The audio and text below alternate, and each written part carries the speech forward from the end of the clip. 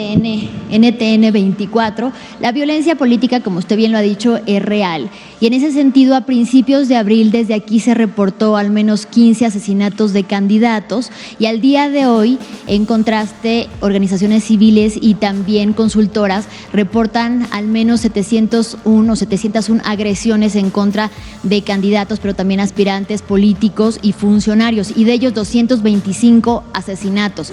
De esos asesinatos o de esas víctimas de homicidio, 34 eran candidatos. ¿Qué es lo que hace posible todavía, presidente, el que pese a este gran operativo de seguridad que ha sido desplegado en este proceso electoral y también la protección a más de 500 candidatos y aspirantes en estas elecciones, continúen ocurriendo actos de esta violencia, además cada vez más crudos a plena luz del día? ¿Considera que el narcotráfico y el crimen organizado continúa eligiendo y poniendo y quitando candidatos? ¿Qué medio eres tú? NTN 24 de Colombia. Es el canal internacional de RCN. ¿De Colombia? Sí. Mira, dijiste 34 asesinatos, ¿no? De reportados candidatos. hasta el día de hoy de candidatos y 225 en total, pero aspirantes, también funcionarios pero políticos. 34 candidatos. Sí. Mira, aquí está la secretaria de Seguridad Pública que te va a decir que es muy triste porque aunque se tratara de uno, duele, porque no es un asunto cuantitativo, es un asunto humano cualitativo. Pero para que veas las diferencias, ¿no? Y todo esto tiene que ver con el movimiento conservador, que no solo se da en México, ¿no?, sino en todo el mundo, y con los medios supuestamente de información que son de manipulación, que no solo los padecemos en México, sino en Colombia, en Argentina, en España, en Estados Unidos, en todos lados. Pero nada más quiero que nos diga la secretaria de Seguridad. Si hay coincidencia en esa cifra. Sí, sí hay coincidencia. Nada más lo único que quiero es que les diga cuántos candidatos lamentablemente han sido asesinados. Además, Porque ella candidatos... sostiene 34. ¿Tú qué información tienes y cuáles son las pruebas y si les puedes dar a ella toda la información? Nada más decir que estas son cifras de la consultora Integral y que habla de candidatos no solamente de la oposición, sino también inclusive de Morena. Sí, con permiso, presidente. A la fecha han ocurrido 8 homicidios de personas candidatas registradas oficialmente ante el INE o ante los institutos electorales locales. Esto es el número oficial de candidatos y candidatos. También, como ya se ha informado aquí, hubo 4 lamentables homicidios de precandidatas, es decir, personas que estaban registrados oficialmente ante sus partidos, pero no alcanzaron a tener una inscripción oficial. También ha habido, lamentablemente, 10 homicidios de personas aspirantes no registradas oficialmente ante sus partidos ni ante el INE, pero que en algún momento fueron mencionados para un cargo o ellos mismos dijeron aspirar a algún cargo de elección popular. Y con mucho gusto entregamos la información sobre cada uno de los lamentables decesos que han ocurrido de esto que le acabo de decir. Y efectivamente, por ejemplo, hay un caso, por ponerle un ejemplo, en Jalisco, donde una persona fue encontrada sin vida en un vehículo. Nosotros lo teníamos como un homicidio y la Fiscalía del Estado dijo, no es un homicidio, la persona tuvo lamentablemente un infarto en ese automóvil y así, pues bueno, quedó la cifra en 8 personas. Entonces, con mucho gusto, para cumplir con la instrucción del presidente, le damos la cifra. Pero ya viste que sí hay una diferencia. Hay una diferencia, pero ¿cabe la posibilidad de que no se hayan registrado ciertos asesinatos o no? No, es que los homicidios tienen que registrarse. No hay cifra negra, o sea, hay 2 delitos que no tienen prácticamente cifras negras, que se apegan mucho a la realidad: el homicidio y el robo de vehículos. Por ejemplo, secuestro, violaciones, robo, ahí hay cifras negras, porque no todos denuncian. Pero el caso de un homicidio, y más como está la situación, esto que estoy explicando, de que quisieran que hubiesen muchos homicidios, parece mentira, pero están administrando el dolor humano por cuestiones politiqueras, ni siquiera por cuestiones políticas, porque lo que están defendiendo son privilegios que tenían y que perdieron. Lo que están defendiendo es que continúe la corrupción que había y eso los lleva a mentir y a cualquier cosa. Pero no solo es tu caso, o sea, por esa información.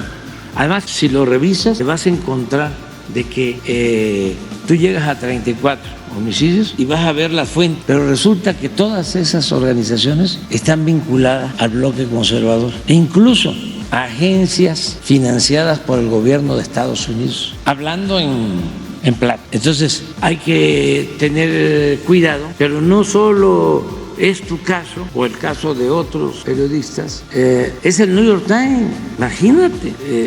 Si tú ves a los internacionalistas conservadores de México, todos sacando mensajes en Twitter diciendo, el New York Times en su primera plana, pues sí, es que predomina el sensacionalismo, el alarmismo, el amarillismo, porque lo que está en el fondo es una lucha, una confrontación entre dos proyectos distintos y contrapuestos de nación. Eso es lo que está en el fondo. Ahora, presidente, por otra parte, si contrario a lo que dicen las encuestas, la candidata Claudia Sheinbaum no resultara ganadora en los comicios del domingo 2 de junio, ¿desde su gobierno ustedes aceptarían esos resultados o cabría la posibilidad de que exista una duda por la desconfianza hacia las autoridades electorales? Eso diciendo que hoy en día la candidata de Sigamos Haciendo Historia es la puntera según los resultados de las encuestas. Es que ya son otras condiciones.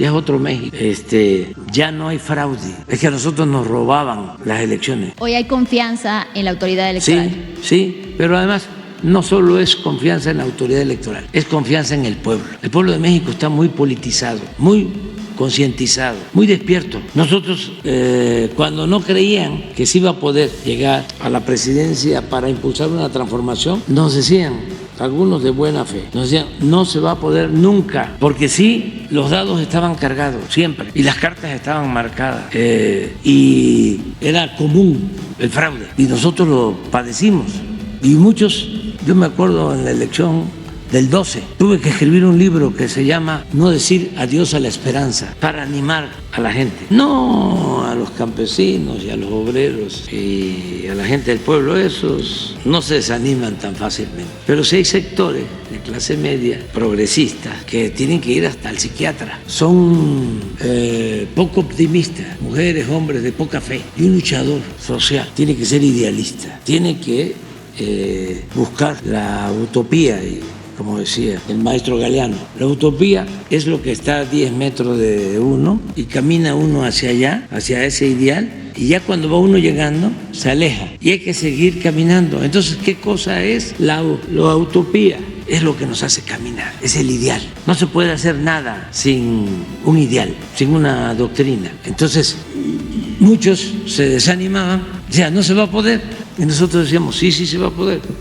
Más que lleva tiempo y por eso fue la revolución de las conciencias, un trabajo que se hizo desde abajo y entre todos, millones, y eso llevó a un cambio de mentalidad y cuando cambia la mentalidad cambia todo y eso nos permitió de manera pacífica, sin violencia, por la vía electoral, iniciar la transformación. Entonces por eso estamos seguros de que vamos a salir adelante. Hemos enfrentado a mafias de poder económico, político y con el apoyo de nuestro pueblo. El motor del cambio es el pueblo. Esa es otra situación muy peculiar. Ellos no creen en el pueblo y es un grave error. Ya no hablemos que le tengan amor al pueblo. No, para ellos el pueblo no existe. No saben comunicarse con la gente y le tienen un profundo desprecio al pueblo.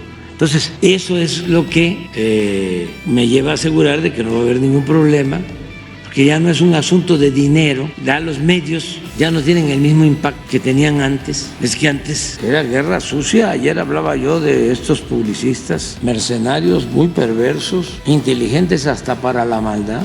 ¿Cómo se llama? ¿El estadounidense? No. El publicista. Jim Morris. Dick Morris. Y luego Antonio Solá, que es el español también. Sí, pero es de segunda. Digo con todo respeto. Pero no. el Morri. Ese fue el que acuñó la frase López Obrador, un peligro para México. ¿Por qué pegó esa frase? No porque fuese la gran cosa, sino porque se repetía y se repetía y se repetía, y no habían en ese entonces redes sociales. Y la mafia del poder acaparó a todos los medios, sobre todo a las televisoras, la Televisa en particular. Entonces, imagínate, día y noche, periódicos, con excepciones honrosas, radio, todas las estaciones de radio, las televisoras, porque hasta eso, en ese entonces Azteca no se portó tan mal. Fíjense lo que son las cosas, la vuelta que da la vida. Pero Televisa con todo. Una vez nos cortaron nuestros mensajes en el 6, alegando de que no le habíamos pagado por adelantado, y nos dejaron como 10, como 12, de 1 a 2 semanas sin nada, al mismo tiempo que estaba toda la campaña, toda la guerra sucia de López Obrador, peligro para México, al mismo tiempo. Y no solo del gobierno, sino violando la ley, los consejos coordinadores empresariales. El papá de Claudio X González, y la Coparmex, Sabritas. ¿Hay Sabritas allá en Colombia? ¿Sí hay?